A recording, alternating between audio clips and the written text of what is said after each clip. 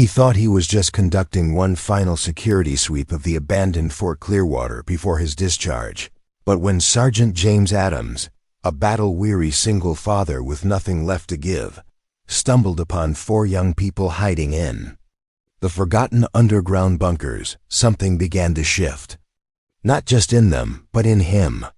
What started as a routine discovery soon unraveled into a million-dollar secret, buried beneath decades of military history, and the miracle that would transform them all forever. Before we dive into this incredible journey of hidden treasures, second chances, and the family bonds that can form in the most unexpected places, if you find stories like this meaningful, consider subscribing. Your support helps us share more true-to-the-heart tales that prove hope still exists in the darkest corners of our world. Now, let's begin this unforgettable story that will remind you why some discoveries are worth more than gold. Before we jump back in, tell us where you're tuning in from, and if this story touches you, make sure you're subscribed, because tomorrow, I've saved something extra special for you. The morning mist clung to Fort Clearwater like a shroud, wrapping the abandoned military installation in a ghostly silence that seemed to swallow sound itself. Sergeant James Adams walked the familiar perimeter one last time, his boots crunching against the gravel paths he'd patrolled for the better part of a decade. Tomorrow, his discharge papers would be final. Tomorrow, he'd drive away from the only life he'd known since Sarah died, taking their 12-year-old daughter Lovely Shaw with him into an uncertain civilian world. James paused at the main gate, running his weathered fingers over the rusted chain that secured the entrance. Fort Clearwater had been decommissioned 6 months ago, its personnel reassigned to active bases across the country. But James had volunteered to stay behind, conducting the final security sweeps and equipment inventories that would officially close this chapter of military history. The truth was simpler than his official duties suggested. He had nowhere else to go. Lovely sat in their temporary quarters, the base commander's old house that had become their final home on military property. She spent most of her time sketching in her worn notebooks, drawing the empty buildings and abandoned equipment with an artist's eye that reminded James painfully of her mother. Since Sarah's death in that car accident 2 years ago, Lovely had retreated into her art, speaking less and less, expressing her thoughts through detailed pencil drawings that captured emotions James couldn't put into words himself. The base had become their sanctuary of sorts. Here, surrounded by familiar routines and military structure, James could function. He understood duty, protocol, and the clear hierarchies that governed military life. But civilian life? The thought of job interviews, mortgage applications, and parent-teacher conferences in schools where he didn't know the rules terrified him more than any combat deployment ever had. His phone buzzed with a text from his sister.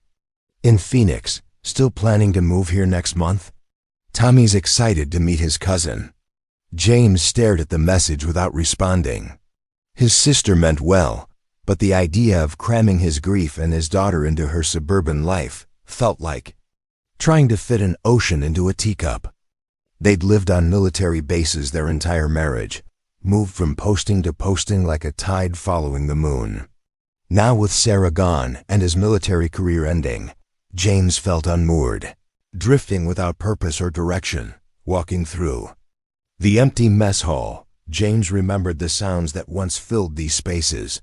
Hundreds of soldiers talking, laughing, complaining about the food or the weather or whatever mission had brought them to this remote Colorado outpost. Now only his footsteps echoed through the cavernous room, accompanied by the occasional creak of settling metal and the whistle of wind through gaps in the windowsills. He'd been a good soldier, maybe even a great one. His service record spoke. OF commendations, successful missions, and the respect of his peers. But being a single father? That was uncharted territory that came without training manuals or chain of command guidance. Lovely needed stability, normal friendships, a mother figure he couldn't provide. Every decision felt like choosing Between his daughter's future and his own fear of the unknown, the irony wasn't lost on him that Fort Clearwater, a place designed to train soldiers for uncertainty and danger, had become his refuge from the scariest challenge he'd ever faced: starting over. Here, he could maintain the illusion of purpose, walking these familiar rounds, checking empty buildings, and pretending that structure could replace meaning. As the afternoon wore on, James found himself in the base's old recreation center, staring at a bulletin board still covered with announcements for events that would never happen. Family movie nights, softball tournaments, spouse club meetings, remnants of a community that had dispersed like dandelion seeds in the wind. He pulled one flyer down: Fort Clearwater Elementary School Art Show, featuring works by military families. Lovely's name was listed among the participants, though the event had been canceled when the base closure was announced. That evening, as he prepared a simple dinner of canned soup and crackers, James watched Lovely through the kitchen window. She sat on the front steps of their temporary home, sketchpad balanced on her knees, drawing the sunset as it painted the empty base in shades of gold and amber. Her concentration reminded him of Sarah, who could lose herself for hours in her photography, capturing moments that others might overlook. "What are you working on?" he asked, stepping outside with 2 cups of hot chocolate. Lovely looked up, accepting the warm mug gratefully. She pointed to her sketch, the main gate of Fort Clearwater, but not as it appeared now, rusted and chained. Instead, she'd drawn it as it once was, with soldiers coming and going, families walking together, life and purpose filling every corner. At the bottom of the page, in her careful handwriting, she'd written, "Before everything changed." James sat beside her on the steps, studying the drawing. His daughter had captured something he'd been unable to articulate: the profound sense of loss that came not just from Sarah's death, but from the end of their way of life. Military families learned to make home wherever they were stationed. But what happened when there was no next station? What happened when the structure that defined your existence simply ended? "I'm scared too," he said quietly, the first time he'd admitted it aloud. Lovely nodded without looking up from her sketch. She flipped to a fresh page and began drawing again: 2 figures walking away from a gate, their backs to the viewer, heading toward an horizon that she left deliberately empty. It was a picture of their future, uncertain but shared. That night, as James conducted his final security sweep of the main administrative buildings, he allowed himself to feel the weight of tomorrow's departure. His footsteps echoed through hallways, lined with empty offices where careers had been planned and lives had been changed by military orders. In the morning, he would pack their few belongings into his truck, submit his final report, and drive toward a civilian life that felt as foreign as any. Overseas deployment. The base would be turned over to civilian contractors who would strip it of anything valuable before abandoning it to time and weather. Within a few years, Fort Clearwater would be nothing more than a collection of empty buildings slowly reclaimed by the Colorado wilderness, its contribution to national defense reduced to a footnote in some military historian's database. As James locked the administrative building behind him, he couldn't shake the feeling that he was closing the door on more than just a career. He was ending a chapter of his life where he'd understood his purpose, his place in the world, and his identity. Tomorrow would begin the hardest mission of his life, learning to be James Adams, the civilian, the single father, the man without a uniform or rank, or clearly defined role in the world. The stars above Fort Clearwater shone with the brilliant clarity that came from being far from city lights, the same stars that had watched over countless military families as they struggled with deployments, relocations, and the unique challenges of serving something larger than themselves. Tonight, they witnessed one soldier's quiet farewell to the only life he'd ever known, and the beginning of a journey into the unknown that would test him in ways no military training had ever prepared him for. The morning of his scheduled departure, Dawned gray and overcast, with low clouds that seemed to press down on Fort Clearwater like a lid on a casket. James had planned to complete one final sweep of the underground storage areas, sign his discharge papers, and be on the road by noon. It was supposed to be routine, administrative, unremarkable, the kind of mundane task that marked the end of careers more often than fanfare or ceremony. Lovely had already packed her art supplies and the few personal belongings they'd accumulated during their extended stay on base. She sat at the kitchen table, methodically organizing her sketch pads by date, creating a visual diary of their time at Fort Clearwater that she could take with them into whatever came next. Her movements were precise, almost ritualistic, as if properly archiving these memories could somehow preserve the stability they represented. "I'll be back in an hour," James told her, pulling on his duty jacket one last time. "Then we'll grab some breakfast in Millbrook before hitting the highway." Lovely nodded, holding up her latest sketch. Their truck loaded with boxes pulled up in front of the base commander's house. Even in pencil on paper, the image captured the melancholy of departure, the sense of ending without clear beginning. Underground storage areas beneath the main complex were accessed through a series of reinforced doors that required James's security clearance to open. Most of these subterranean chambers had already been cleared and inspected, their contents either redistributed to active bases or disposed of according to military protocols. But bureaucratic thoroughness demanded that every space be officially documented as empty before the base could be transferred to civilian oversight. Preparing and narrating this story took us a lot of time, so if you are enjoying it, subscribe to our channel. It means a lot to us.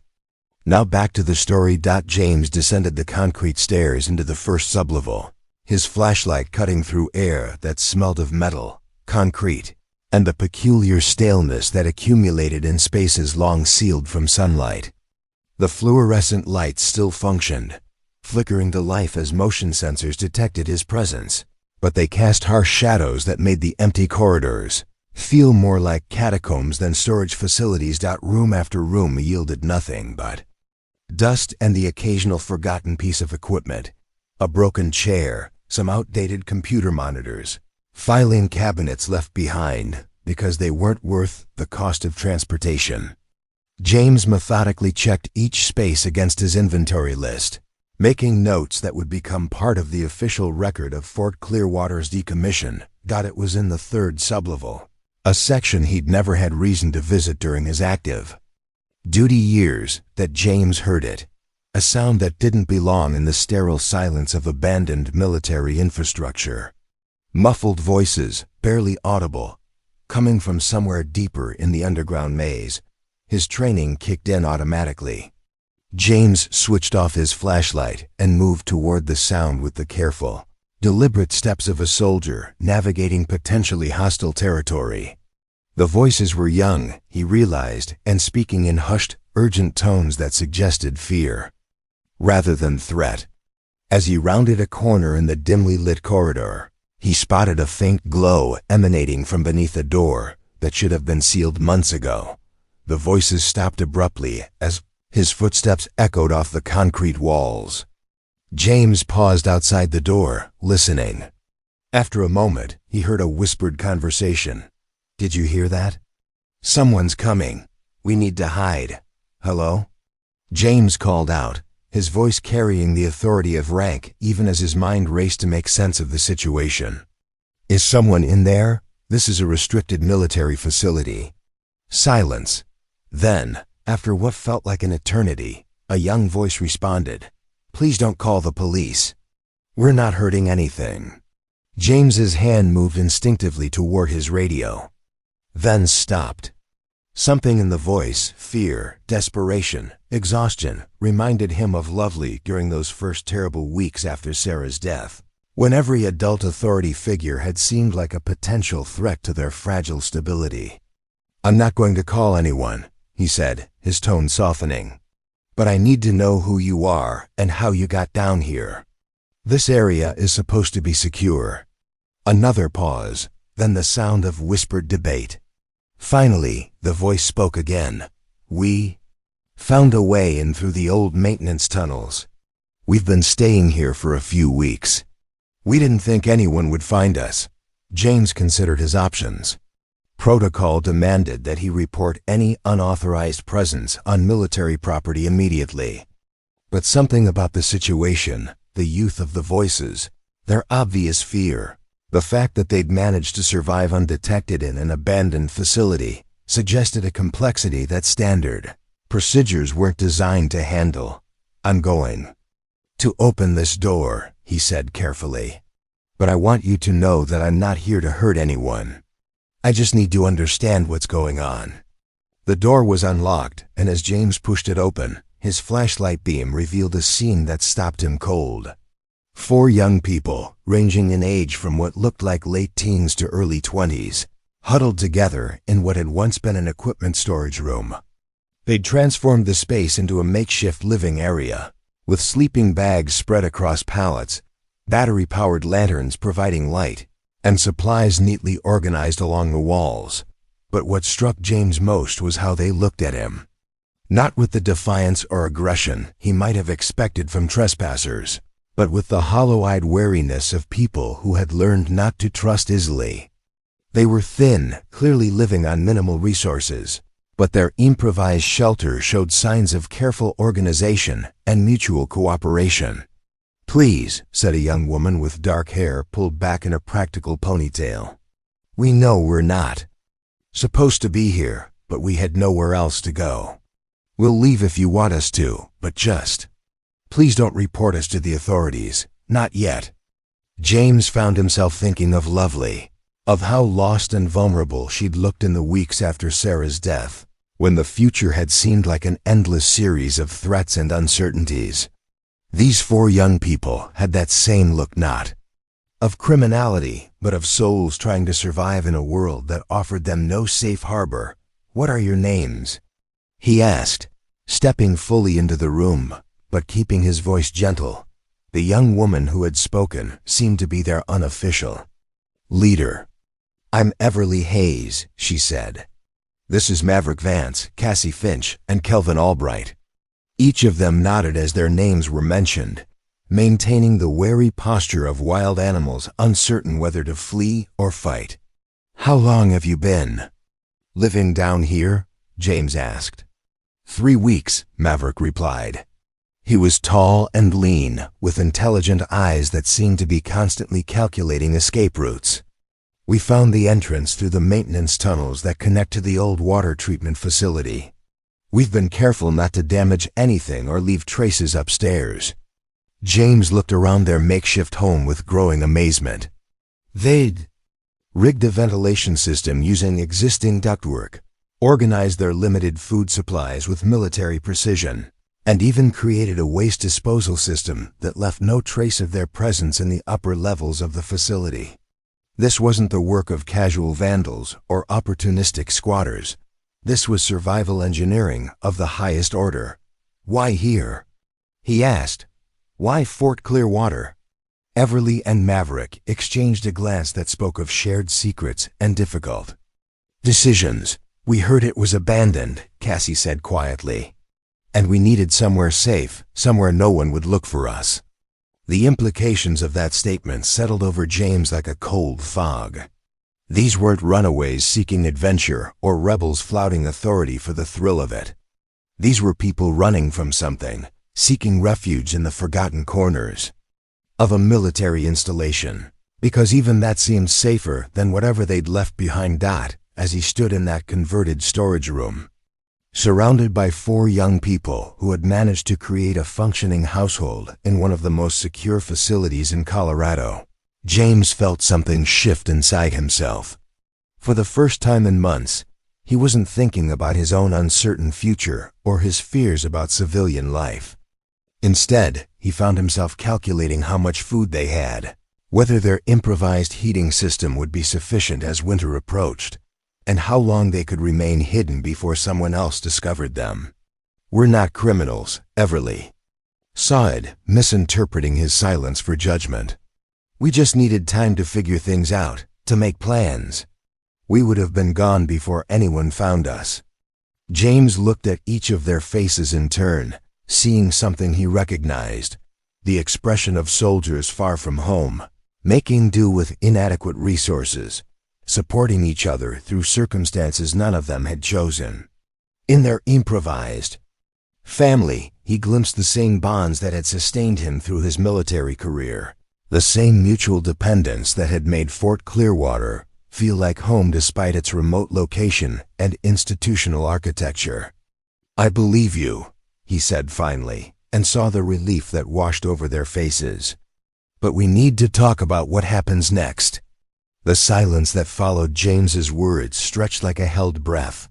The four young people exchanged glances that carried entire conversations, the kind of wordless communication that develops among people who have learned to depend on each other for survival. James recognized it from his own military experience, the shorthand of shared hardship and mutual trust that forms when individuals must function as a unit to overcome circumstances larger than any one of them could handle alone. "What do you mean, what happens next?" Maverick asked carefully, his voice carrying the controlled tension of someone prepared to run at the first sign of betrayal.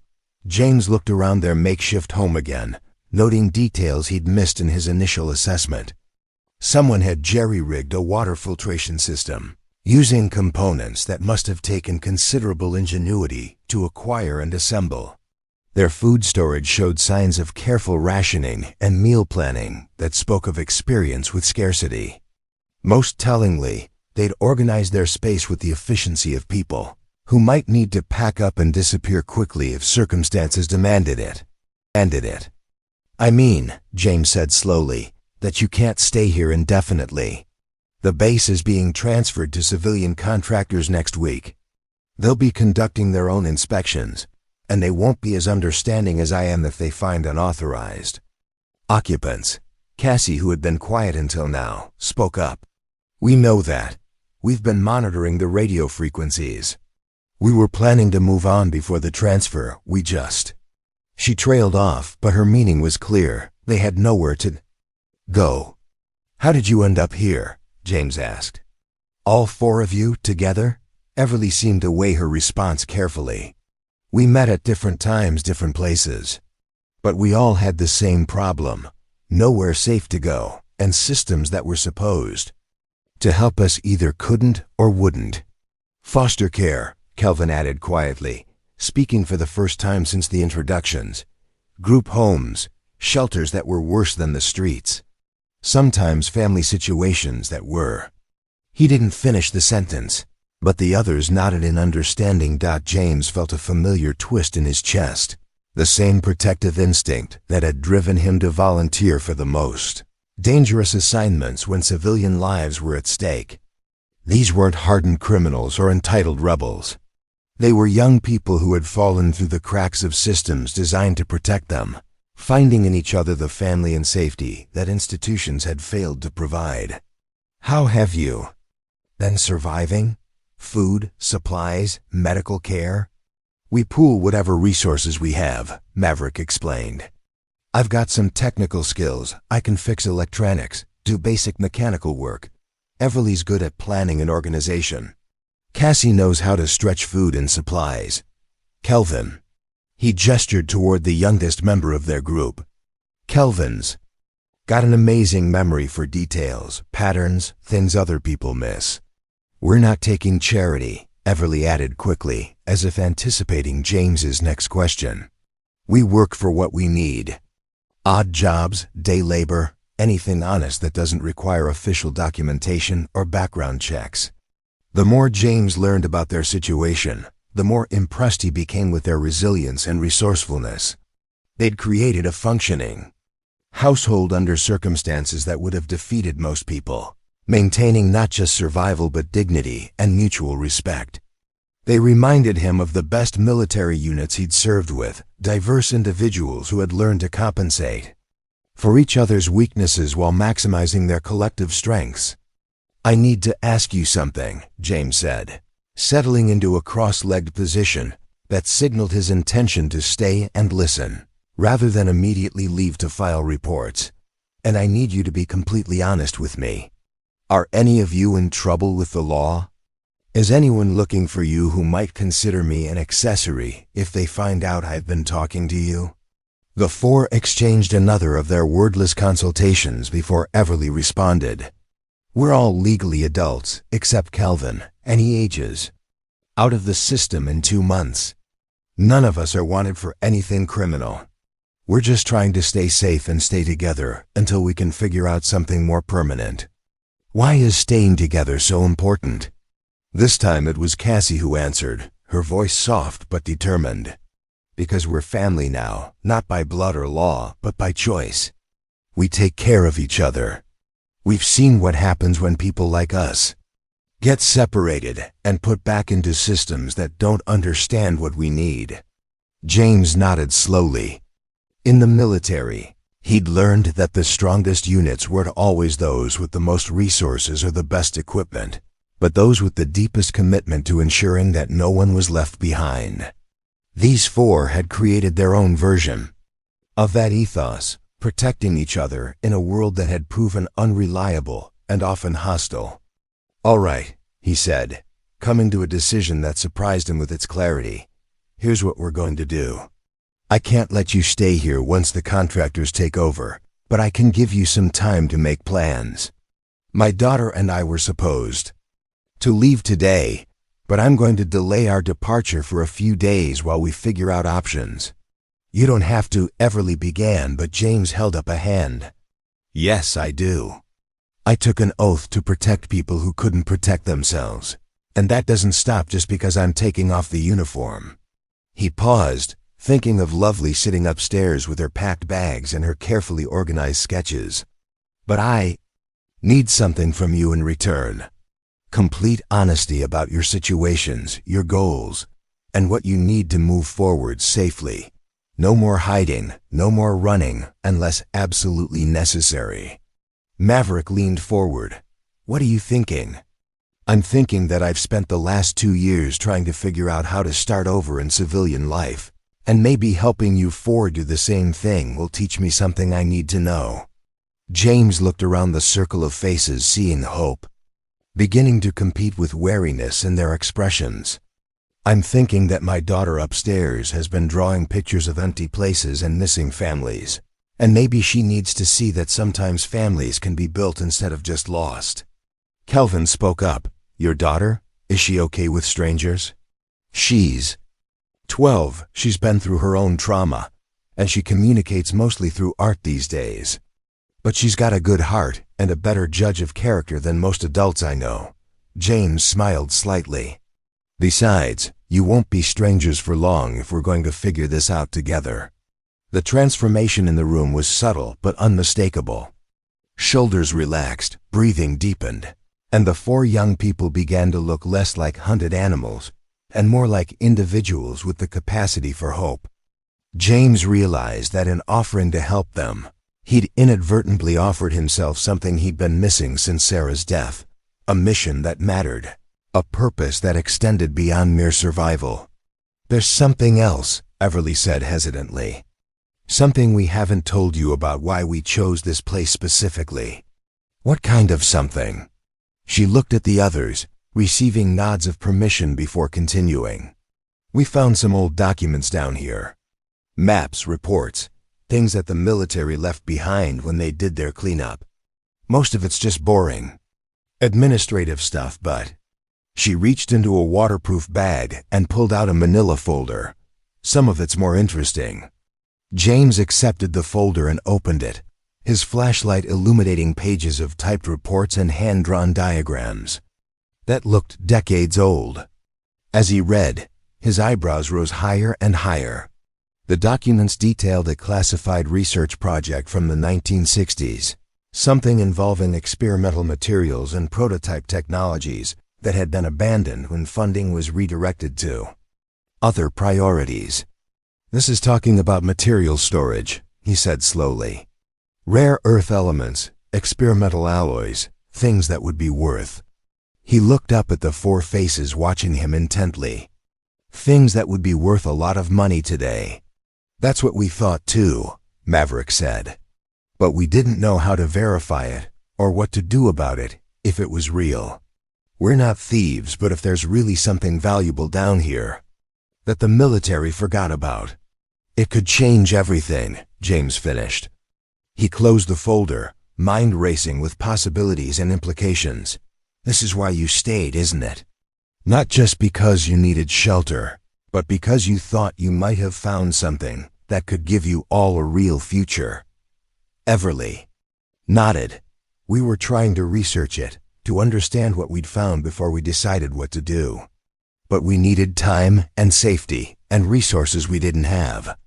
James looked around the circle of faces, seeing not just 4 homeless young people, but 4 potential partners in something that could transform all their lives. For the first time since Sarah's death, he felt the familiar excitement of a mission that combined risk with the possibility of extraordinary reward. Well, he said, tucking the folder inside his jacket, I guess we're not leaving today after all. 3 days later, Fort Clearwater hummed with a quiet energy it hadn't experienced in months. What had begun as James's reluctant delay of departure had transformed into something resembling a small-scale military operation, complete with reconnaissance, supply logistics, and strategic planning. The difference was that this mission served no government or chain of command, only the shared hope of 5 people who had found in each other the possibility of a future none of them could achieve alone. Lovely had surprised everyone, most of all her father, with her easy acceptance of their unusual new companions.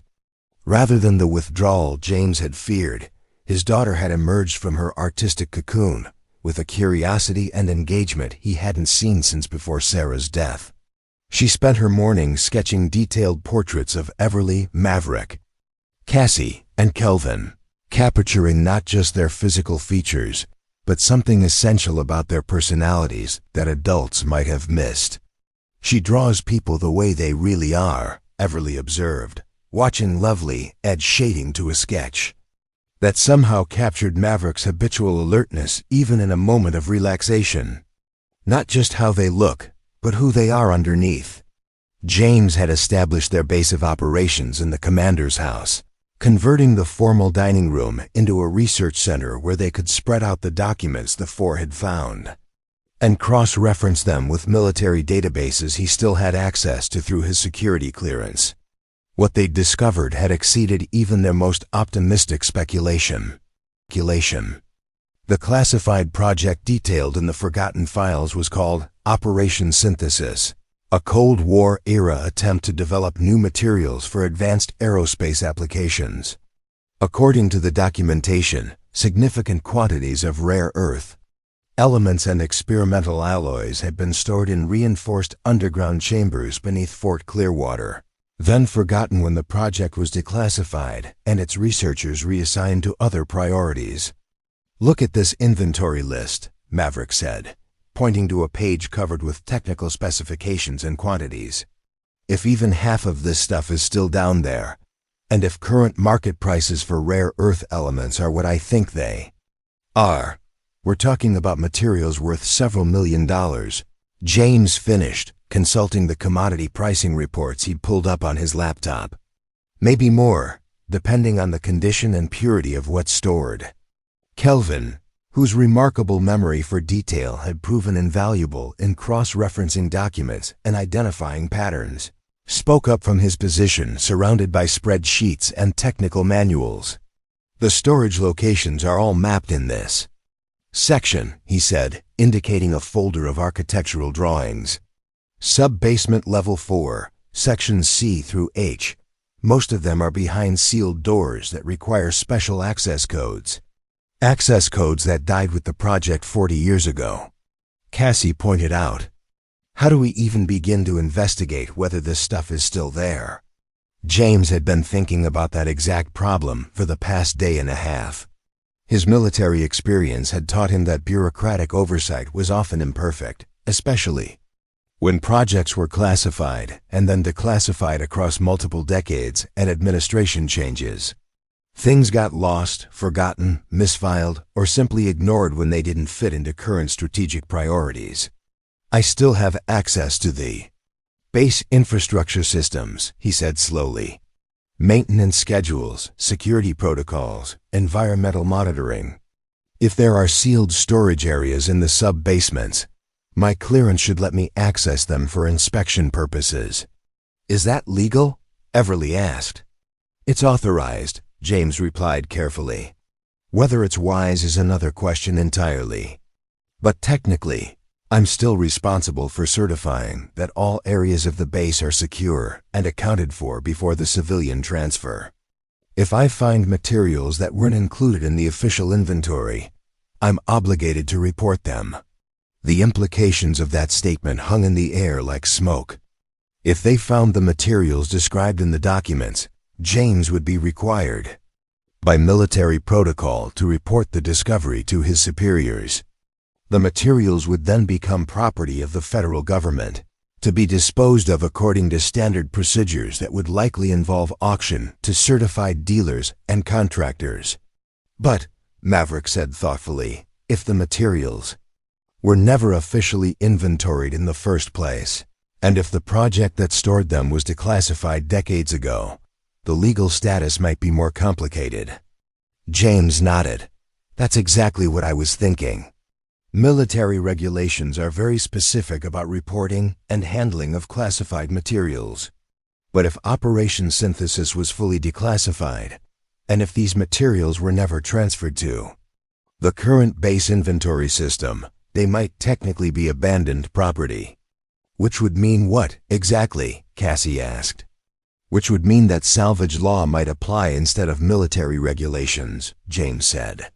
Abandoned property on government land can sometimes be claimed by the people who find it, especially if they report the discovery through proper channels and follow legal procedures. Lovely looked up from her sketching, having followed the conversation with the careful attention of someone accustomed to adult discussions that might affect her future. She signed something to her father, her hands moving in the basic sign language. They'd learned together after Sarah's death. She wants to know if this means we might be able to stay together. James translated, feeling a tightness in his chest at the hope in his daughter's expression. That's exactly what it might mean, Everly said gently, addressing Lovely directly. If we can find these materials, and if we can navigate the legal requirements properly, we might be able to create something permanent for all of us, the transformation. In the group's dynamics over the past 3 days had been remarkable to witness. James had initially thought of himself as temporarily helping 4 young strangers, but the reality had proven more complex and more rewarding. Maverick's technical skills complemented James's military training and security clearance. Everly's organizational abilities had turned their research from scattered speculation into systematic investigation. Cassie's practical wisdom kept them grounded in realistic possibilities rather than wishful thinking. And Kelvin's extraordinary memory had allowed them to piece together connections and patterns that would have taken weeks to discover through conventional research methods. Most importantly, they had begun to function as a family unit in ways that surprised all of them. Meals were shared, responsibilities were distributed according to individual strengths, and decisions were made collectively with consideration for everyone's needs and concerns. Lovely had begun talking more, sharing her observations and questions, with a confidence James hadn't seen from her in months. So what's our next step? Everly asked as they gathered around the dining room table for what had become their evening planning session. Tomorrow morning, I'm going to conduct an official inspection of sub-basement level 4, James said. If the storage areas described in these documents actually exist, and if they contain materials matching the inventory lists, we'll know we're dealing with something real. And if they do? Maverick asked. Then we document everything thoroughly, research the legal implications more carefully, and decide whether we're prepared to commit to seeing this through to whatever conclusion it leads to. James looked around the table at the faces that had become so familiar in such a short time. 3 days ago, He'd been preparing to leave Fort Clearwater forever, dreading the uncertain future that civilian life represented. Now, surrounded by people who had become more than temporary companions, he felt the stirring of something he'd thought he'd lost forever, genuine excitement about tomorrow. "I want everyone to understand," he continued, "that if we pursue this, we're committing to more than just treasure hunting. We're committing to each other, to building something together that none of us could accomplish alone. That means trust, mutual support, and shared risks that could affect all our futures." "We understand," Everly said, speaking for the group. "We've been taking care of each other for months. This would just be making it official." Lovely held up her latest sketch. 6 figures standing together in front of a building that looked like Fort Clearwater, but transformed with lights in the windows, people in the yard, and signs of life and activity that the abandoned base had been missing. At the bottom of the page, in her careful handwriting, she'd written, "Family." James felt tears prick at his eyes as he studied his daughter's drawing. In her artistic vision, she'd captured something he was only beginning to understand himself, that families weren't just biological accidents or legal arrangements, but conscious choices made by people who decided to build a life together. "All right then," he said, his voice rough with emotion. "Tomorrow we find out if we're chasing a fairy tale or sitting on the opportunity of several lifetimes." Outside, the Colorado wind whistled through the empty buildings of Fort Clearwater, but inside the commander's house, 6 people sat around a table planning a future that just days before none of them could have imagined. The sub-basement of Fort Clearwater felt like descending into the Earth's hidden memories. James led the group through corridors that grew progressively more secure as they descended, each level requiring higher clearance codes and more sophisticated access protocols. The air grew cooler and more still, carrying the metallic scent of recycled atmosphere and the subtle vibrations of machinery that had been humming forgotten in the depths for decades. "Level 4, James announced as the elevator settled with a soft pneumatic hiss. "According to the schematics, sections C through H should be down this main corridor." They moved as a unit through the underground complex, their footsteps echoing off reinforced concrete walls that had been designed to withstand direct assault. Emergency lighting cast everything in a pale amber glow that made their shadows dance like ghosts of the classified project that had once operated in these depths. "There," Kelvin said, pointing to a heavy steel door marked with faded stenciling. "Section C material storage, authorized personnel only." Below the official marking, someone had added in hand-lettered paint, "Up, Synthesis, Dr. Chun, 1967. James felt his pulse quicken as he approached the access panel beside the door.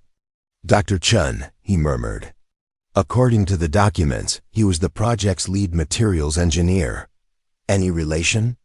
Everly asked. "Not that I know of," James replied, entering his security code, "but Chun's a common enough name." The access panel beeped twice, then displayed a green light. "We're in. We're in." The door opened with the hiss of equalizing air pressure, revealing a climate-controlled chamber that had maintained perfect atmospheric conditions for over 40 years. Banks of sealed storage containers lined the walls, each one labeled with technical specifications that matched the inventory documents they'd studied. But what took James's breath away wasn't the confirmation that the materials existed. It was the sheer quantity of what Dr. Chun and his team had accumulated. "Sweet Mother of God," Maverick whispered, playing his flashlight beam across rows of containers that stretched far beyond what their documents had indicated. "There's 3 times as much stuff here as the inventory lists showed." Cassie opened the nearest container, revealing sealed packages of metallic ingots that gleamed with an oily, prismatic shine.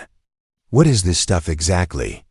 James consulted one of the technical manuals they'd brought with them. "Rare earth elements mostly. Neodymium, dysprosium, terbium, yttrium. These are materials that were experimental curiosities in the 1960s, but are absolutely critical for modern electronics, renewable energy systems, advanced military applications. And worth how much in today's market? Everly asked, though her tone suggested she was already calculating the implications. Current market price for high-purity neodymium is about $80 per kilogram, James said, examining the weight specifications on the container labels. If these containers hold what they're supposed to hold, this one storage unit alone contains materials worth close to $500,000. Lovely, who had been quietly sketching the storage chamber, held up her notepad to show a drawing that captured something the adults had missed: additional passages leading deeper into the complex, marked with symbols that didn't appear on any of their maps. "Good eye, sweetheart," James said, studying her sketch. "There are more sections back there." They spent the next 4 hours systematically exploring and documenting what Dr. Chun's team had hidden beneath Fort Clearwater. Each new chamber revealed additional materials, experimental alloys, and prototype technologies that had been decades ahead of their time. More importantly, they found Dr. Chun's personal laboratory, preserved exactly as he'd left it when Operation Synthesis was terminated. The laboratory contained detailed research notes, prototype devices, and a personal journal that told the story of a brilliant scientist who had been developing materials that could revolutionize everything from aerospace engineering to renewable energy. His final entries, dated just weeks before the project's cancellation, described breakthrough discoveries that had been lost when the research was declassified and Dr. Chun was reassigned to other projects. "Listen to this," Everly said, reading from the journal by flashlight. "The implications of the neodymium yttrium composite exceed our wildest projections. Applications in energy storage, magnetic field generation, and electromagnetic propulsion could transform virtually every aspect of modern technology. I have prepared detailed specifications and requested permission to continue research under civilian oversight, but political pressures are forcing termination of all non-essential programs." He knew, Kelvin said wonderingly. He knew exactly what he'd discovered, and he hid it down here hoping someone would eventually continue his work. James found himself thinking about Dr. Chun, working alone in these underground chambers 40 years ago, driven by scientific curiosity and the conviction that his discoveries could benefit humanity. The parallels to their own situation weren't lost on him. People with valuable knowledge and limited resources, trying to build something meaningful in a world that didn't necessarily support their vision. "There's more," Maverick said from across the laboratory, where he'd been examining a collection of sealed containers that looked different from the others. "These aren't just raw materials. These are finished products, prototype devices that Dr. Chun actually built." The devices were unlike anything James had seen in his military career.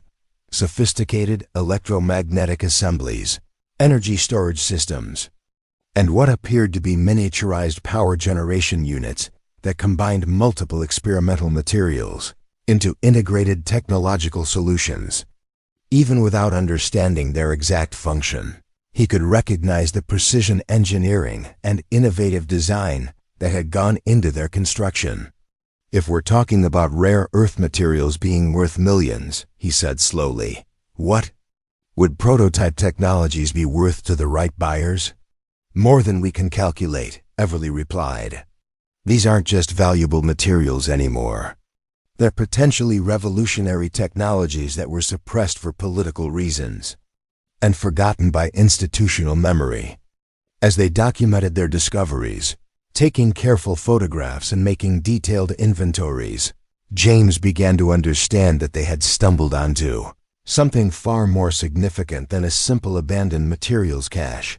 Dr. Chun had essentially created a time capsule of suppressed scientific advancement, hiding discoveries that could still change the world decades after his research had been terminated.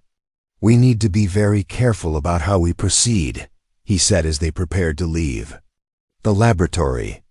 "If word of this gets out prematurely, we'll have government agencies, corporate interests, and treasure hunters descending on this place before we can establish any legal claim to what we've found. What kind of legal claim could we establish? Cassie asked. James had been researching that exact question for the past several days, consulting military regulations, federal property law, and precedents for handling abandoned government materials. It's complicated, but there are legitimate pathways. If we can prove that these materials were never properly transferred to current government inventory, and if we follow proper procedures for reporting and claiming abandoned property, we might be able to establish salvage rights. That would require lawyers, legal filings, probably months of bureaucratic processes, Everly pointed out. Yes, but it would also give us legitimate ownership of something that could provide security and opportunity for all of us for the rest of our lives. Lovely held up another sketch, the 6 of them standing in Dr. Chen's laboratory. But in her drawing, the equipment was active, lights were on, and people were working together on projects that filled the space with energy and purpose. She'd imagined not just claiming Dr. Chen's discoveries, but continuing his work. She's right, James said, studying his daughter's vision. This isn't just about money. It's about taking responsibility for something important that was abandoned by people who didn't understand its value. As they made their way back through the underground complex, sealing doors behind them and ensuring that no trace of their exploration remained visible, James felt the weight of what they'd discovered settling over him like a mantle of responsibility. They were no longer just 5 people trying to solve individual problems of homelessness, unemployment, and uncertain futures. They had become the custodians of scientific discoveries that could benefit thousands of people if they could find the courage and wisdom to handle them properly. So what happens now? Maverick asked as they emerged into the familiar surroundings of the base's main level. Now we decide whether we're ready to change not just our own lives, but potentially the lives of people we'll never meet, James replied. Because if we do this right, Dr. Chen's discoveries could finally fulfill the promise he saw in them 40 years ago. That night, as they sat around the dining room table in the commander's house, the 6 of them faced a decision that would determine not just their individual futures, but their responsibility to each other and to the larger world.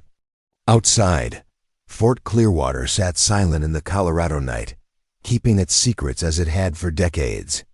But inside, 6 people who had found each other in the most unlikely circumstances prepared to embark on a journey that would test everything they thought they knew about family, loyalty, and the courage required to turn discovery into lasting change. The morning after their discovery in Dr. Chen's laboratory dawned clear and crisp, with the kind of mountain air that seemed to promise new beginnings. James woke early to find Everly already in the kitchen, preparing coffee with the methodical precision of someone accustomed to taking care of others. The easy domesticity of the moment struck him as both natural and remarkable 3 weeks ago. He'd been a single father dreading an uncertain future, and now he was part of a functioning household that felt more like family than many blood. Relationships he'd known couldn't sleep either? Everly asked, handing him a steaming mug. Too much to process, James admitted. Yesterday changed everything, and I'm still trying to understand what everything means. They stood together in comfortable silence, watching the sunrise paint the abandoned base in shades of gold and amber. Through the kitchen window, they could see Lovely already awake and sketching on the front porch, her art supplies spread around, her like the tools of a master craftsman. In the week since the others had joined their household, his daughter had produced more drawings than she had in the previous 6 months, as if their expanded family had unlocked something creative that grief had suppressed.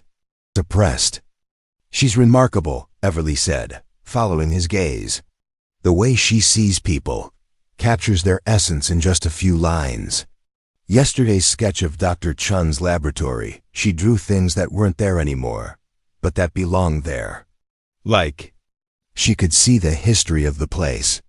James felt the familiar tightness in his chest that came whenever someone praised Lovely's abilities. Since Sarah's death, he'd worried constantly about his daughter's emotional development, her withdrawal into art, her reluctance to engage with the world around her. But Everly's observation suggested a different interpretation, that Lovely's artistic vision wasn't an escape from reality, but a deeper engagement with it. Her mother was like that, he said quietly. Sarah could walk into a room and immediately understand the relationships, the tensions, the things people weren't saying out loud. She said it was essential for a military spouse being able to read the dynamics of a new community quickly. "You miss her," Everly said, and it wasn't a question. "Every day, but lately I miss her differently. For the first 2 years, I missed her desperately, like a physical injury that wouldn't heal. Now I miss her more gently, like wishing she could. See what we're building here, what Lovely's becoming." Everly turned to study his profile, and James felt something shift in the air between them. Not the desperate romance of people seeking to fill empty spaces, but the quieter recognition of two people who had learned to appreciate the difference between surviving alone and choosing to build something together. "Tell me about the others," James said, deflecting from emotions that felt too large for a kitchen conversation. "How did you all really find each other?" Everly wrapped her hands around her coffee mug, considering her answer. "We met at different crisis points, but we stayed together because we recognized something in each other. Maverick was aging out of foster care with nowhere to go and skills that nobody in the system knew how to channel productively. Cassie had been bouncing between group homes and shelters, trying to finish high school while keeping herself safe. Kelvin," she paused, choosing her words carefully. Kelvin's situation was more complicated. He'd been living with relatives after his parents died, but they were more interested in his Social Security benefits than his welfare. When he started asking questions about missing money, they kicked him out and told the authorities he was a runaway. James felt anger rise in his chest, the protective instinct that had driven him to volunteer for dangerous assignments when civilian lives were at stake. How old was he when that happened? 16. He lived on the streets for 8 months before we found him, or he found us at a shelter in Denver. By then, he'd learned not to trust adults in positions of authority, but he could see that we were different. "We were family by choice, not obligation. And you became their leader?" "I became their organizer," Everly corrected. "There's a difference. Each of us contributes what we're best at. I'm good at planning and seeing the big picture, but Maverick's the one who keeps us safe, Cassie's the one who keeps us fed and healthy, and Kelvin's the one who remembers everything we need to know, but don't think to write down." As if summoned by their conversation, the other three appeared in the kitchen, moving with the easy coordination of people who had learned to function as a unit. Maverick immediately began preparing breakfast while Cassie organized supplies and Kelvin spread out the previous day's research materials on the table. Within minutes, the kitchen hummed with quiet activity that spoke of established routines and mutual consideration. "Morning briefing?" Maverick asked, and James realized they were including him in their decision-making process as naturally as if he'd always been part of their group. "Legal research first," James said, settling at the table with his laptop. "I spent most of last night reading federal regulations on abandoned government property, and the situation is more complicated than I initially thought."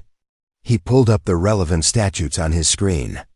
"The good news is that there are legitimate pathways for claiming abandoned materials on decommissioned military property. The bad news is that we have to prove the materials were never properly transferred to current government inventory, and we have to follow very specific procedures for reporting and claiming them." "What kind of procedures?" Cassie asked. "Written notification to multiple federal agencies, formal documentation of the discovery, independent appraisal of the material's value, and a waiting period during which the government can choose to reclaim the property if they can prove current ownership." Kelvin looked up from the research materials he'd been organizing. How long is the waiting period? 6 months minimum, potentially longer if there are disputes about ownership or valuation. 6 months, Everly repeated thoughtfully. That's longer than we can stay here without official permission, but it's not impossible if we can establish legal residence somewhere else. James had been thinking about that exact problem since the previous evening. Actually, there might be a solution to that. Military regulations allow for extended occupation of decommissioned facilities when personnel are conducting authorized activities related to the transition process. If I can justify our presence here as part of the materials, recovery and documentation effort, we might be able to stay legally while the claim is processed. Would that work? Maverick asked. It would require some creative interpretation of the regulations, but yes, it should work. The key is establishing that our activities serve a legitimate government interest in properly accounting for federal property. Lovely appeared in the kitchen doorway, holding her latest sketch, a detailed drawing of the 6 of them sitting around the table, but with an additional figure in the background, a man in a suit, watching them through the window with an expression that suggested surveillance rather than casual interest. "Sweetheart," James said carefully, "is this something you saw or something you imagined?" Lovely pointed toward the front of the house, then held up 3 fingers, then pointed to her eyes. 3 times she'd seen someone watching. The kitchen fell silent as the implications of Lovely's observation settled over them. If someone was conducting surveillance of Fort Clearwater, it meant their activities had attracted attention from parties unknown. In James's military experience, uninvited surveillance was rarely benign. "When did you first notice him?" James asked. Lovely held up her sketchpad and flipped through several pages, showing a progression of drawings that documented the watcher's appearances over the past 3 days. Each sketch showed the same figure in different locations around the base perimeter, always watching, always maintaining distance, but clearly conducting systematic observation of their activities. "Professional surveillance," Maverick said grimly. "Whoever it is knows what they're doing." James felt the familiar weight of command responsibility settling on his shoulders. His decisions had consequences for 5 other people now, including his daughter and 4 young adults who depended on him for protection and guidance. The discovery of valuable materials had elevated their situation from a simple housing arrangement to something that might attract dangerous attention. "We need to assume that someone knows about our discovery," he said. "The question is who and what they want. Could be government agencies conducting routine monitoring of decommissioned facilities," Everly suggested. "Could be private interests who have some knowledge of Dr. Chun's research," Cassie added. "Could be people connected to our past situations," Kelvin said quietly, voicing the fear they'd all been avoiding. "People who might be looking for us for reasons that have nothing to do with rare earth materials." James looked around the table, at the faces of people who had become his family, seeing the wariness that came from too much experience with situations beyond their control. But he also saw something else: determination, mutual support, and the kind of resolve that develops when people have something worth protecting. "All right," he said. "We proceed with the assumption that we're being watched, but we don't let fear stop us from doing what we know is right. We document everything, we follow proper legal procedures, and we protect each other." "And if the watchers turn out to be more than just watchers?" Maverick asked. Doc James met his eyes steadily. "Then they'll discover that we're not just a random group of squatters. We're a family, and we take care of our own." Outside, the Colorado morning continued its peaceful progression toward afternoon, but inside the commander's house, 6 people prepared for challenges they couldn't yet identify but refused to face alone. The black sedan appeared at Fort Clearwater's main gate 3 days later, arriving with the kind of deliberate confidence that suggested official business rather than casual curiosity. James spotted it through his binoculars from the second-floor window of the commander's house, noting the government plates and the two figures in dark suits who stepped out to examine the chained entrance with professional thoroughness. "Company," he announced to the others who had been working in the dining room on their legal documentation. "Federal agents by the look of them. They're not trying to hide their presence." Everly joined him at the window, studying the scene. "Below could be routine follow-up on the base closure," she said hopefully, but her tone suggested she didn't believe it. "Not at 7:30 in the morning," Maverick replied from his position monitoring radio frequencies on their scanner. "And I've been picking up encrypted communications traffic in this area for the past 2 days. Someone's coordinating surveillance activities." James felt the familiar tension of a developing tactical situation, the heightened awareness that came when potential threats moved from abstract possibility to concrete reality. His military training automatically began cataloging defensive options, escape routes, communication protocols, security procedures for protecting non-combatant personnel. "Everyone stay calm and continue normal activities," he instructed. "Lovely, keep sketching, but stay away from the windows. Kelvin, secure all the documents and research materials. Cassie, prepare the emergency packs we discussed. Everly, you're with me." As the others moved to execute their assigned tasks with the smooth coordination they'd developed over the past weeks, James and Everly descended to the main floor to observe the agents' activities. Through the front windows, they watched as the two figures methodically examined the base perimeter, taking photographs and making notes with the systematic approach of people conducting an official investigation. "They're not looking for evidence of unauthorized occupation," Everly observed. "They're documenting the condition of the facilities, like they're preparing for some kind of formal action." James's phone rang, the harsh electronic sound startling in the tense atmosphere. The caller ID showed a number he recognized, his former commanding officer, Colonel Patricia Hawkins. "Sergeant Adams." Colonel Hawkins's voice carried the crisp authority that had commanded respect throughout her career. "I need to speak with you immediately regarding your current status at Fort Clearwater." "Yes, ma'am," James replied, switching to the formal military protocols that still felt as natural as breathing. "I'm conducting authorized final inspections of the facility prior to civilian transfer, as specified in my discharge orders." "I understand that, Sergeant.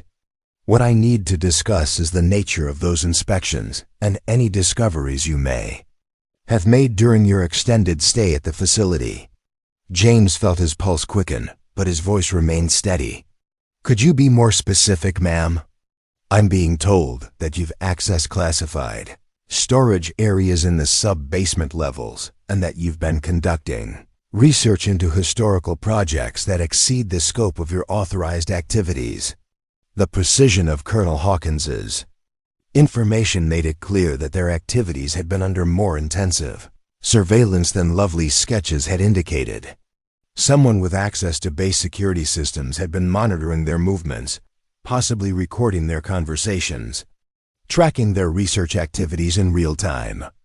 "Ma'am, I need to respectfully point out that my security clearance authorizes access to all areas of Fort Clearwater for inspection purposes, and my research has been focused on ensuring complete accountability for federal property during the transition process." A pause. Then Colonel Hawkins's voice returned with a slightly different tone, less official command authority, more personal concern. "James, I've known you for 8 years. You're a good soldier and a decent man, and I don't want to see you get caught up in something that could destroy your military record and your future prospects." "I appreciate that, ma'am, but I'm not sure what you're suggesting." "I'm suggesting that you may have discovered materials related to classified research projects, and that there are parties with legitimate interest in recovering those materials who might not be as understanding as I am about the circumstances of your discovery." Through the window, James watched as one of the agents spoke into a radio device, then pointed toward the commander's house. Whatever conversation was taking place, their presence at Fort Clearwater was no longer a secret. "Ma'am, if there are materials at Fort Clearwater that were improperly abandoned during the base closure process, wouldn't the appropriate action be to report them through proper channels and ensure their lawful disposition? Under normal circumstances, yes. But these are not normal circumstances. James, the materials you found were classified at levels above your current clearance, and their recovery involves agencies and interests that operate outside standard military protocols." James felt a chill that had nothing to do with the Colorado morning air. Colonel Hawkins was warning him, as clearly as military communication protocols would allow, that he had stumbled into a situation involving classified projects and competing agency interests that could make him and his family vulnerable to actions that wouldn't necessarily follow legal procedures. "What are you recommending, ma'am?" "I'm recommending that you gather your daughter and any other personnel currently at Fort Clearwater, and that you vacate the facility immediately. Leave behind anything you may have discovered. Make no further documentation of your activities, and consider this conversation your official notification that continued presence at the facility could be construed as unauthorized access to classified materials." James looked at Everly, who had been listening to his side of the conversation with growing alarm. Behind her, he could see the others maintaining their assigned activities while clearly straining to understand the developing situation.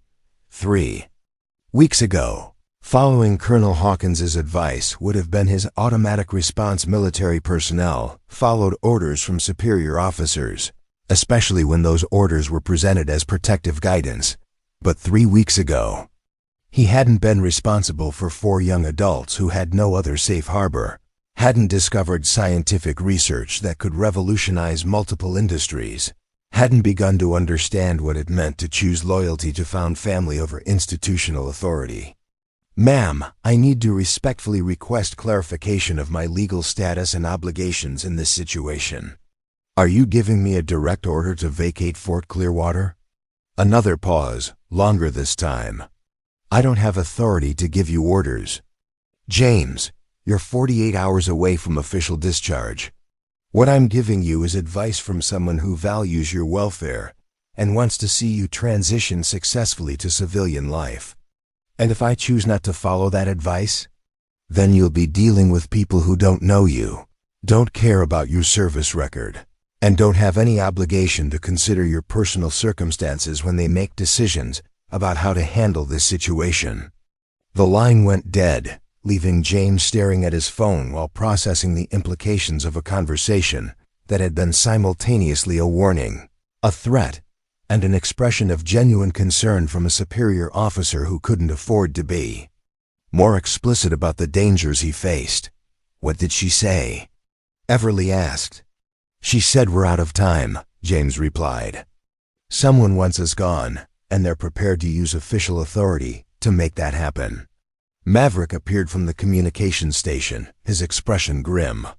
"I've been monitoring law enforcement frequencies, and there's a multi-agency task force mobilizing in Millbrook. FBI, DIA, and agencies I can't identify using encrypted channels. They're staging for some kind of coordinated action. How long do we have?" James asked. "Based on the radio traffic, maybe 2 hours before they establish a perimeter around the entire facility."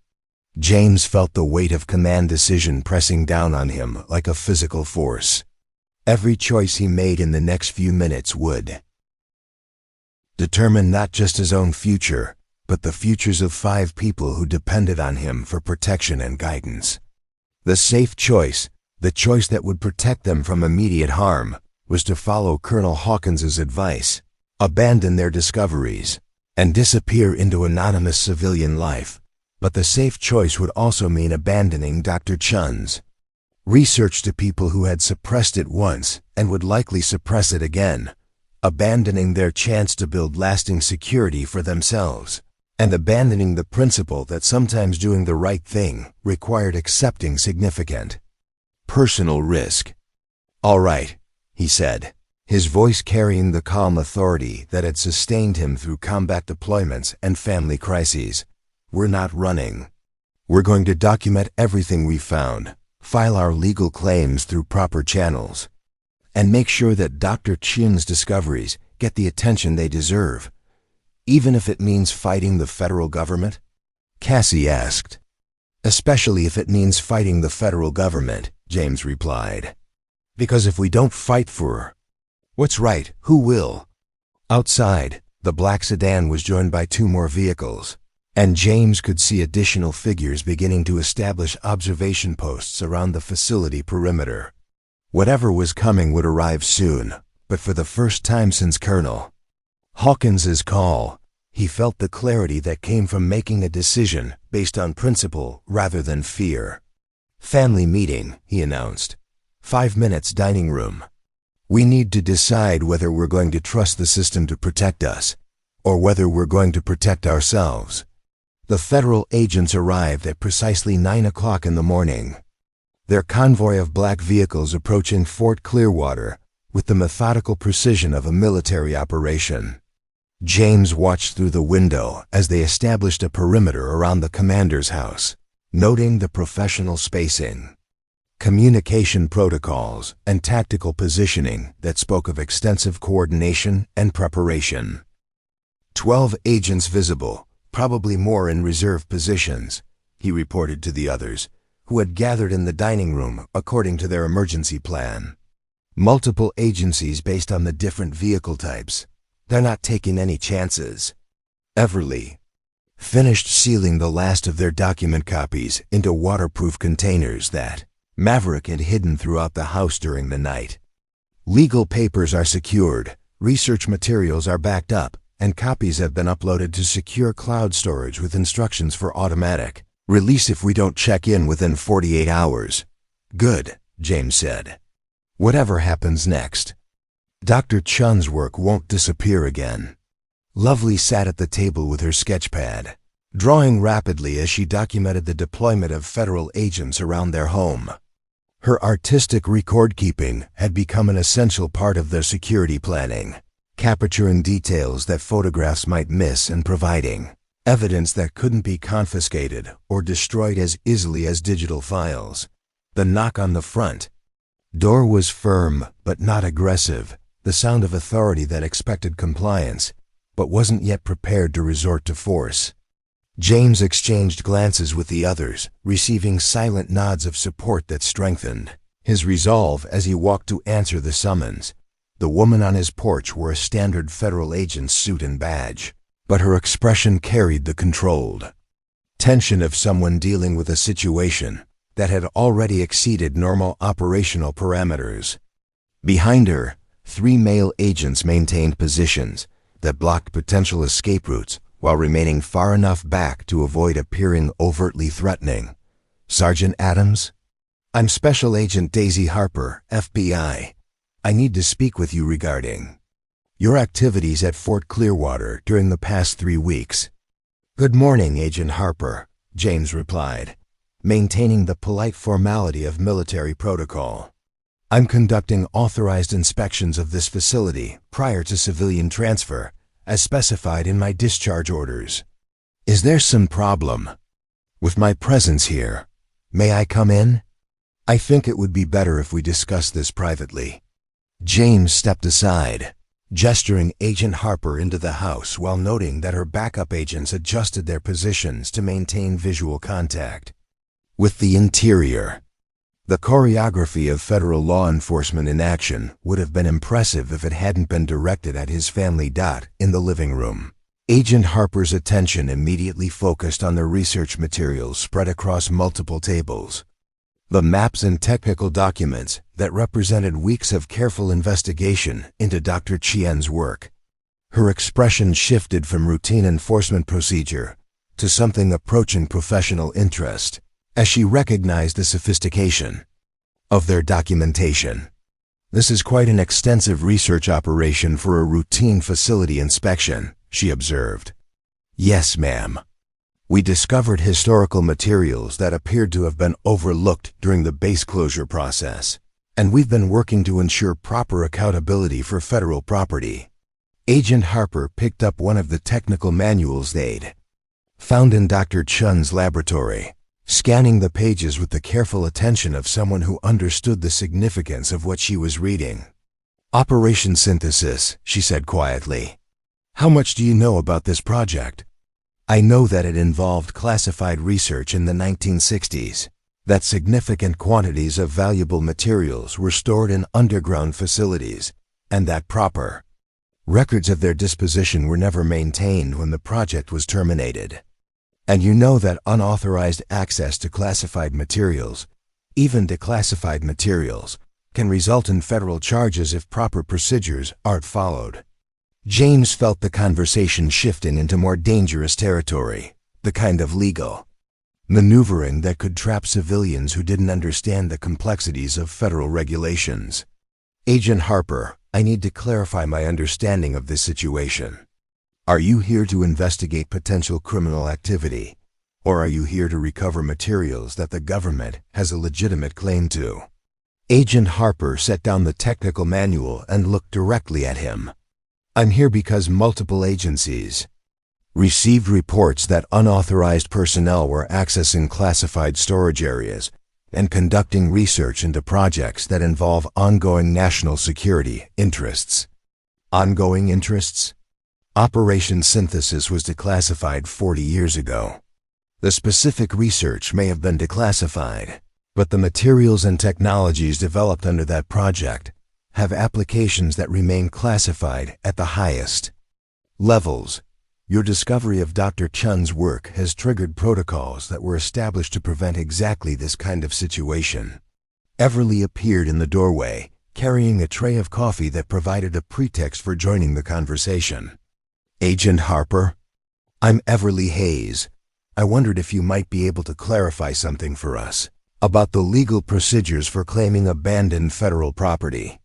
Agent Harper accepted the coffee with a nod of acknowledgement, but her attention remained focused on the documents surrounding them. "Ms. Hayes, I assume you're aware that the procedures for claiming federal property are quite complex, and that premature disclosure of sensitive discoveries can invalidate any legal claims you might otherwise have. Are you saying that our research has invalidated our rights to claim these materials?" "I'm saying that the situation has evolved beyond simple property claims.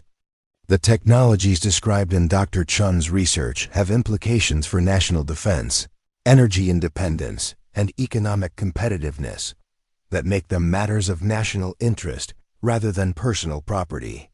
James felt anger building in his chest, the same protective fury that had driven him to volunteer for dangerous missions when civilian lives were threatened. "Agent Harper, these materials have been abandoned in underground storage for 40 years. If they were matters of national interest, why weren't they properly secured, maintained, and developed by the agencies responsible for them?" "Because bureaucratic oversight is imperfect, Sergeant Adams, and because sometimes important things get lost in the transition between administrations and changing priorities. That doesn't mean the government forfeits its rights to recover them when they're rediscovered." Maverick entered the room carrying his laptop, the screen displaying legal documents he'd been researching throughout the morning. "Agent Harper, I've been reviewing federal statutes on abandoned property, and I'm curious about the legal basis for your agency's claim to materials that were never properly inventoried, never transferred to current government systems, and never maintained under current security protocols." Agent Harper's expression hardened slightly as she realized she was dealing with people who had done their homework rather than naive civilians who could be intimidated by official authority. "Mr. Vance, I would recommend that you be very careful about the legal positions you take in this situation. Federal judges tend to be unsympathetic to individuals who interfere with national security operations, regardless of the technical merits of their property claims." "Is that a threat?" James asked, his voice carrying the quiet intensity that his soldiers had learned to recognize as a warning. "It's a statement of reality," Agent Harper replied. "You have discovered materials and technologies that multiple agencies consider essential to national security. Those agencies have resources, legal authority, and institutional support that exceed anything you could mobilize in a civil court proceeding. Your best option is cooperation. Lovely appeared beside Everly, holding up her sketchpad to show a drawing that captured the scene in the room. Federal agents surrounding their home, families separated by institutional authority, and individuals forced to choose between safety and principle. At the bottom of the page, she'd written in careful letters, "What happens to family?" James looked at the faces of the people who had become his family, seeing the fear and determination that came from too much experience with systems that promised protection but delivered abandonment. Agent Harper represented everything they had learned not to trust: institutional authority that prioritized abstract interests over individual welfare, bureaucratic power that could destroy lives through legal procedures, and official indifference to the human costs of political decisions. "Agent Harper," he said, his voice carrying the calm authority of a military commander who had reached a decision under fire, "I appreciate your position, and I understand the interests you represent. But I need you to understand something, as well. 3 weeks ago, I was a broken soldier planning to disappear into anonymous civilian life. These 4 young people were homeless, separated from family, failed by systems that were supposed to protect them." He gestured around the room at their improvised household, their research materials, their carefully documented discoveries. "Together, we built something that none of us could have achieved alone. We found Dr. Chun's work, we've documented it properly, and we've followed legal procedures for claiming it. If your agencies want these materials, they can negotiate with us as equals, or they can try to take them by force. But they will not separate this family or dismiss our rights without a fight." Agent Harper studied his face for a long moment, seeing something that made her recalculate her approach. "Sergeant Adams, I hope you understand the full implications of the position you're taking. "I understand that some things are worth fighting for," James replied. "And I understand that sometimes doing the right thing requires accepting significant personal risk." Outside, additional vehicles were arriving, their occupants establishing an even more comprehensive perimeter around Fort Clearwater. Whatever was coming next would test everything they had built together. But as James looked around the room at the faces of his found family, he felt the clarity that came from knowing exactly where he stood and who he stood with. The standoff might have continued indefinitely, federal authority facing determined civilian resistance across the coffee table in a military commander's living room, but it was Kelvin who broke the deadlock with the kind of quiet observation that had made him invaluable to their research efforts. "Agent Harper," he said, looking up from the laptop where he'd been quietly working throughout the confrontation, "I've been reviewing the federal regulations you mentioned, and I think there's something you need to see." James watched as Kelvin turned the screen toward the FBI agent, displaying a document that made her eyebrows rise in surprise. "This is the original declassification order for Operation Synthesis, issued in 1974. According to Section 12, subsection C, all materials and technologies developed under the project were specifically released from federal oversight and designated as available for civilian research and commercial development." Agent Harper leaned forward to study the document more carefully. That declassification order was issued 40 years ago. Current national security protocols supersede historical releases. "Actually, they don't," Maverick said, joining Kelvin at the laptop. "I've been cross-referencing the relevant statutes, and federal law is very clear about retroactive classification of declassified materials. Once something has been properly released from government oversight, it can only be reclassified through specific congressional action and formal presidential authorization." James felt a surge of pride in the young people who had become his family, watching them apply the research skills and attention to detail that had helped them survive on their own to the challenge of protecting their collective future. They weren't just defending their claim to Dr. Chin's discoveries. They were demonstrating the intellectual capacity and collaborative effectiveness that justified that claim. Furthermore, Everly added, producing a folder of documents they'd prepared during their weeks of research. We've documented our discovery and filed preliminary claims with all appropriate federal agencies. Under the Federal Property and Administrative Services Act, we followed proper procedures for reporting abandoned government property and establishing salvage rights. Agent Harper accepted the folder, scanning through their documentation with the growing recognition that she was dealing with people who understood the legal landscape far better than most civilians encountered in federal investigations. "This is quite thorough," she admitted. "But legal technicalities won't necessarily protect you from agencies that consider these materials essential to current operations." "Which agencies?" James asked. "Because according to the interagency coordination protocols I'm familiar with, any federal action involving classified materials requires proper authorization and documentation that identifies the agencies involved and the legal basis for their authority." For the first time since entering their home, Agent Harper hesitated, the pause suggesting that James had identified a weakness in the federal position. "Sergeant Adams, I need to advise you that some aspects of this operation involve agencies and authorities that don't necessarily follow standard protocols." "Black budget operations?" Maverick asked. "Unacknowledged programs that operate outside normal oversight?" "I can't comment on specific operational details." James felt the tactical situation shifting in their favor as Agent Harper's responses became more guarded and less definitive.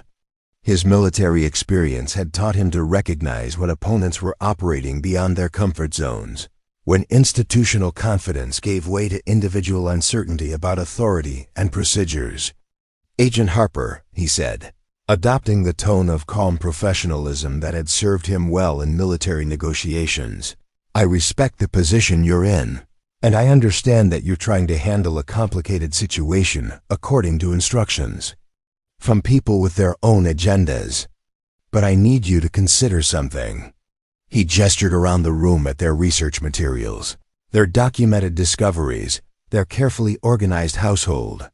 3 weeks ago, these materials were rotting in forgotten storage chambers, completely unknown to the agencies that are now claiming vital interest in them.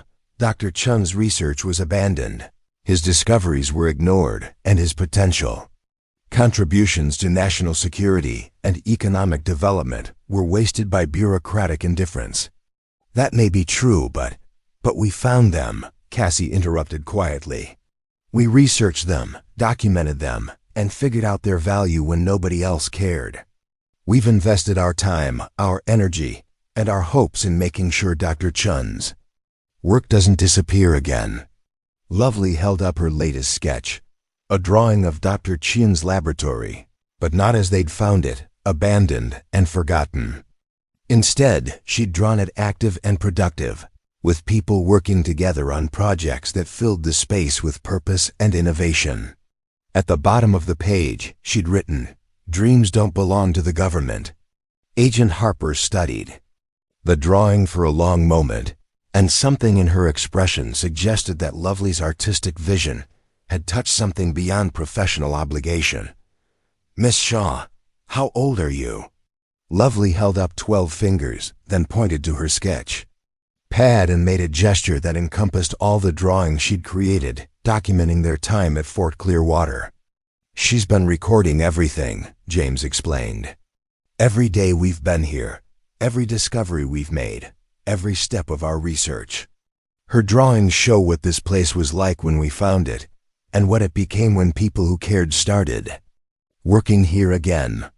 Agent Harper flipped through several pages of Lovely sketches, seeing the visual narrative of transformation that began with empty buildings and lonely people and progressed through discovery, collaboration, and the gradual construction of something that resembled both family and purpose.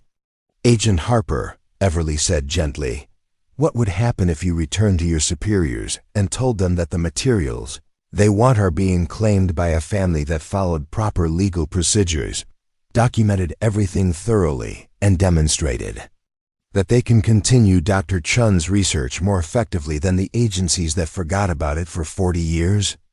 I would be told that national security considerations override civilian property claims.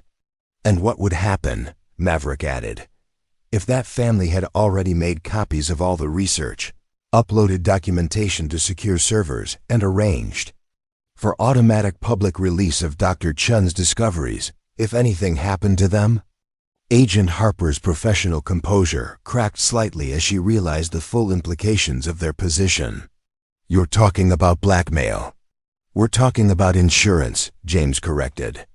We're talking about making sure that Dr. Chun's work serves the purpose he intended, advancing human knowledge and capability rather than being buried by institutional politics.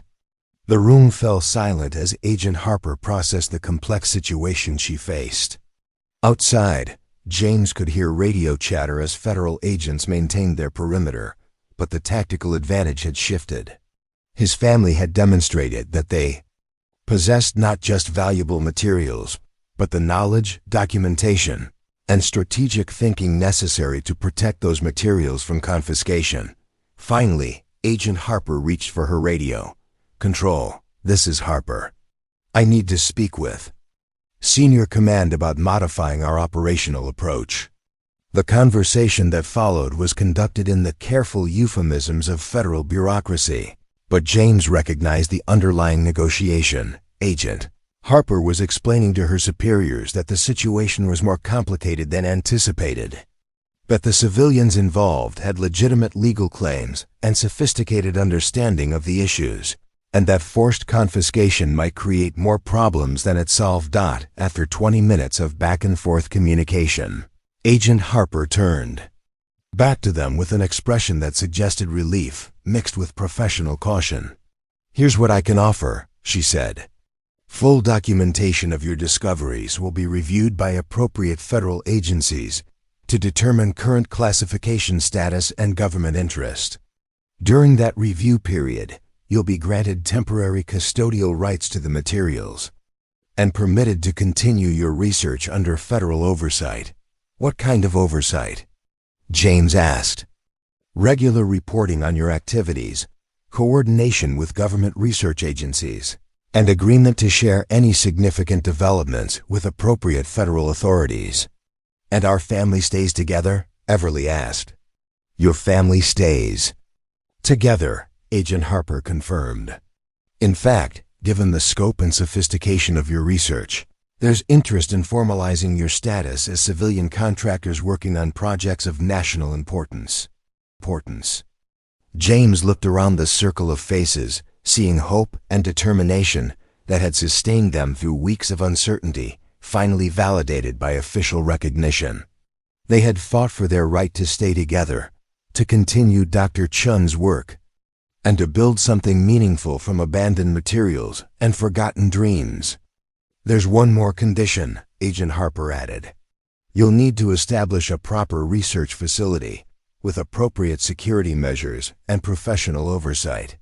Fort Clearwater can be maintained as a government research station under civilian management, but it needs to operate according to federal standards. That sounds like a job offer, Maverick said, grinning for the first time since the federal agents had arrived. It sounds like a chance to do what we've been doing, but with official support and proper resources, Everly added.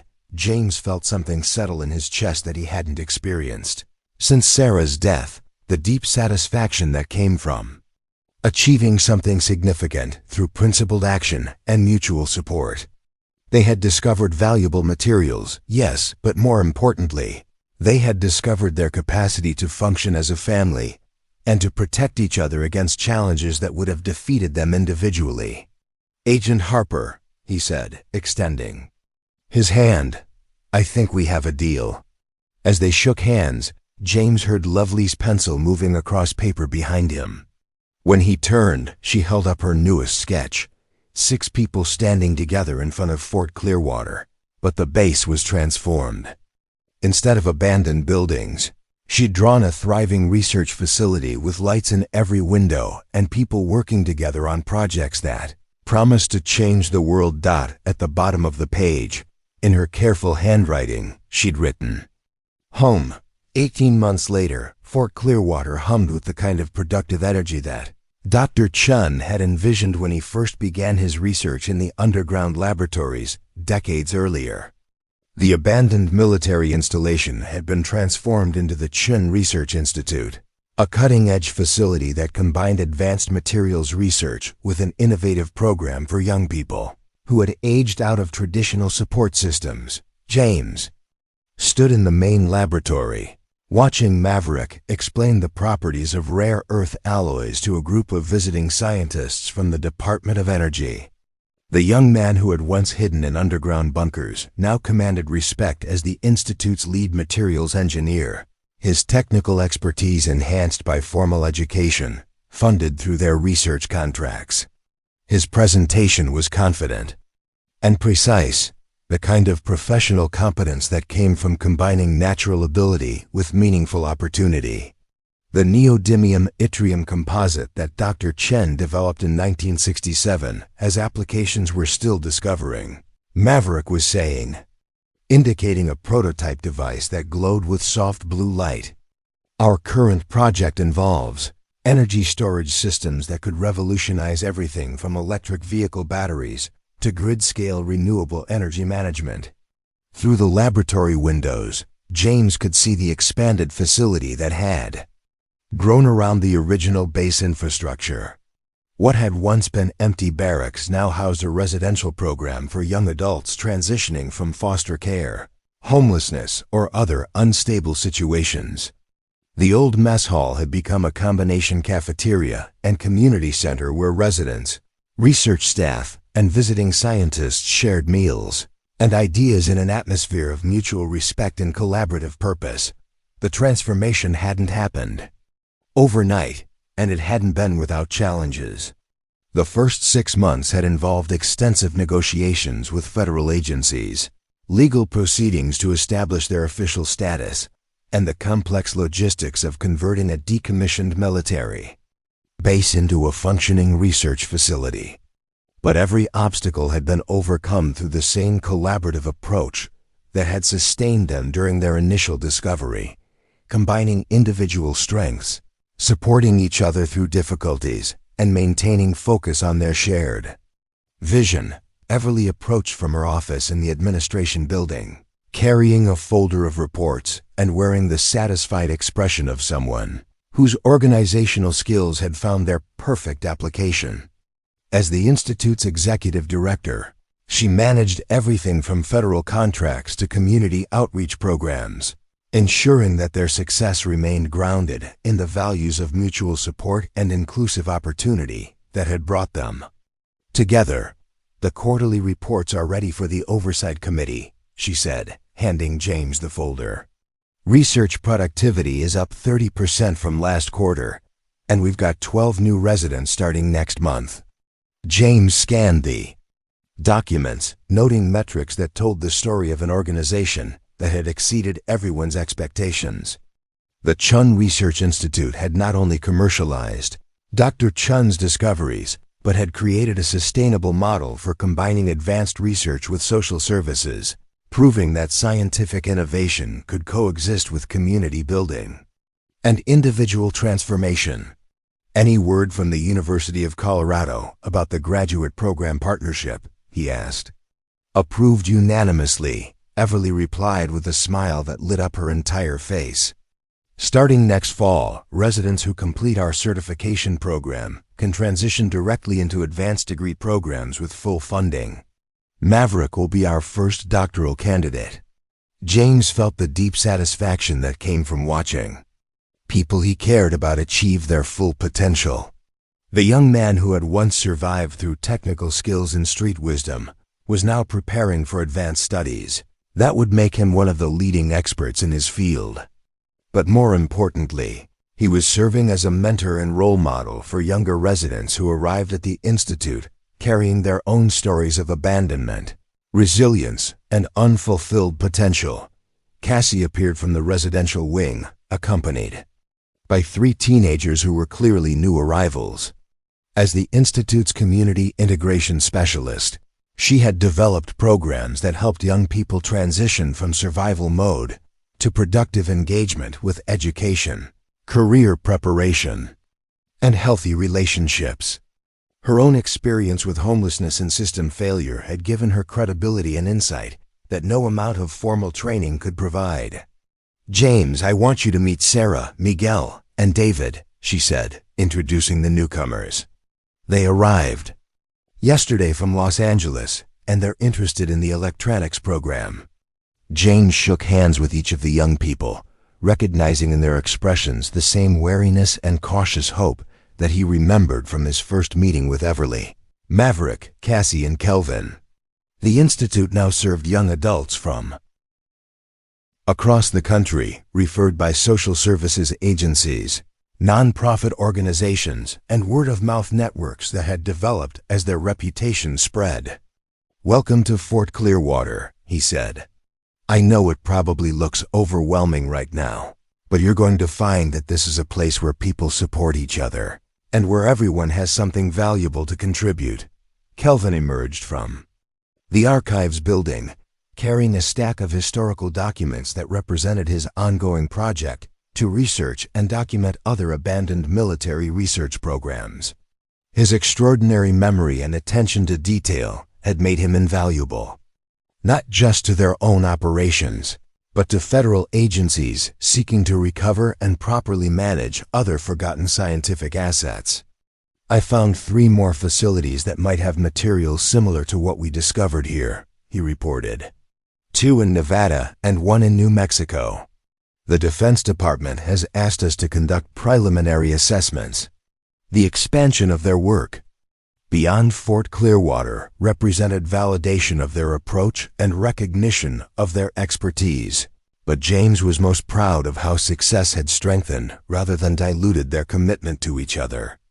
Money, recognition, and professional opportunities had arrived in abundance, but they had maintained the family bonds and mutual support that had sustained them through their initial struggles. Lovely, now 14 and enrolled in advanced art programs through online education, had established herself as the Institute's unofficial documentarian. Her sketches and paintings covered the walls of common areas, creating a visual narrative of transformation that inspired residents and visitors alike. Her artistic abilities had developed remarkably, but more importantly, she had emerged from the withdrawal that had followed her mother's death to become a confident young woman who used her talents to help others process their own experiences. She appeared now carrying her latest project, a large canvas that depicted the underground laboratory where they had first discovered Dr. Chen's research, but populated with all the people whose lives had been changed by their work. In her artistic vision, past and present merged seamlessly, with Dr. Chen himself standing among current residents and researchers, finally seeing his discoveries fulfill their intended purpose. "It's for the dedication ceremony next month," she explained, setting up the painting where natural light would illuminate its details. When they officially named the laboratory after Dr. Chen, James studied his daughter's work, marveling at how she had captured not just the physical transformation of Fort Clearwater, but the spiritual transformation of everyone who had found refuge and purpose within its walls. Her painting told the story of scientific discovery, certainly, but more fundamentally, it told the story of human potential being recognized, nurtured, and allowed to flourish. That evening, as had become their tradition, the original 6 gathered for dinner in the commander's house, which remained their private residence within the larger facility. The formal dining room where they had once spread out research documents and planned their legal strategy now served as a family gathering place, where they shared the events of their days and made decisions about the Institute's future.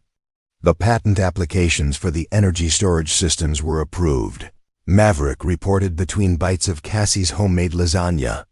The licensing fee should generate enough revenue to fund the residential program for at least 5 years. And The documentary film crew wants to schedule interviews for next week, Everly added.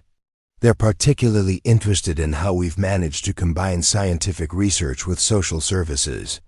James looked around the table at the faces of people who had become more than family. They had become partners in creating something that served purposes none of them could have achieved individually.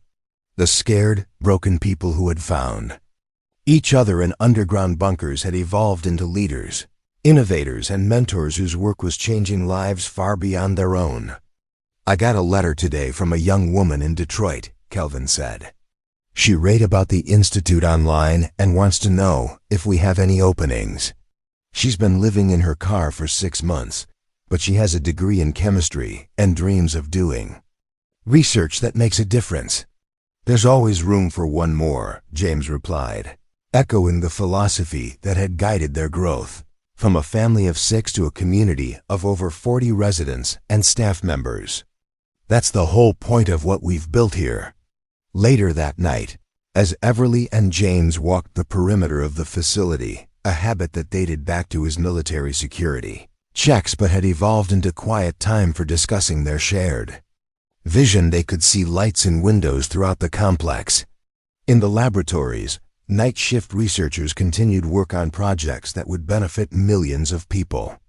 In the residential areas, young adults who had once had no safe place to sleep now studied, created, and planned futures they could never have imagined. Do you think Dr. Chun would be proud of what his research became? Everly asked as they paused beside the memorial garden that residents had created in his honor. I think he would be amazed, James replied. Not just by the scientific applications, but by the human applications. He discovered materials that could change technology, but we discovered that those materials could also change lives. Above them, the Colorado stars shone with the same brilliant clarity that had witnessed their first tentative steps toward becoming a family. The abandoned military base that had once represented the end of James's career had become the foundation of something larger and more meaningful than anything he had accomplished in uniform. As they completed their circuit of the facility, James reflected on the journey that had brought them from desperation to purpose, from isolation to community, from survival to service. The million-dollar secret hidden beneath Fort Clearwater had indeed changed their lives, but not in the way treasure hunters might have imagined. The real treasure hadn't been rare earth elements or experimental technologies. It had been the discovery that broken people could heal each other, that abandoned resources could be transformed into instruments of hope, and that families built by choice could be stronger than those created by accident. You know, Everly said as they reached the front steps of their home, sometimes I wonder what would have happened if you had left that morning as planned, if you had never found us in those underground rooms. James considered the question, thinking about the man he had been 18 months earlier, bitter, purposeless, dreading a civilian future that seemed to offer nothing but uncertainty and loss. Then he looked at what surrounded them now, a thriving community built on principles of mutual support and shared purpose, scientific discoveries serving humanitarian goals, and young people who had been written off by society proving their worth through extraordinary achievements. I don't think about that scenario anymore, he said finally, because I've learned that some things are meant to happen, not through fate or luck, but through the choices people make when they decide to stop running from life and start building something meaningful instead. As they entered their home, James caught sight of Lovely's latest sketch on the kitchen table, a drawing of 6 figures walking together toward a horizon that seemed to glow with infinite possibility. At the bottom of the page, in handwriting that had grown confident and bold, she had written, "Every ending is a beginning." The lesson of Fort Clearwater extends far beyond the Colorado mountains where it began. Sometimes the most valuable discoveries aren't found in the ground. They're found in the people around us who are waiting for someone to believe in their potential. Sometimes the strongest families aren't bound by blood, but by the conscious choice to support each other through whatever challenges life presents. And sometimes the greatest treasures aren't measured in dollars, but in the lives that are transformed when ordinary people choose to do extraordinary things together. Up next, you've got 2 more standout stories right on your screen. If this one hit the mark, you won't want to pass these up. Just click and check them out. And don't forget to subscribe and turn on the notification bell so you don't miss any upload from us.